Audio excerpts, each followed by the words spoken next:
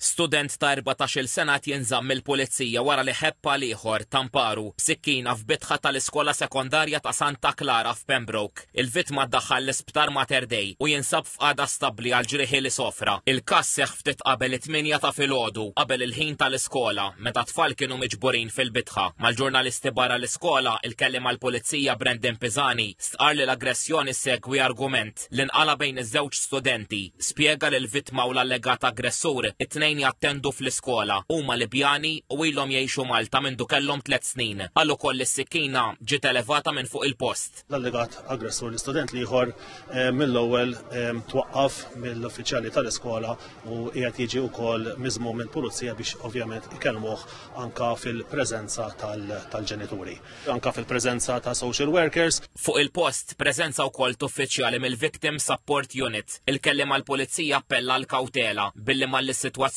nġibet taħt kontroll qal il-lezzjonijiet komplew bħas-soltu.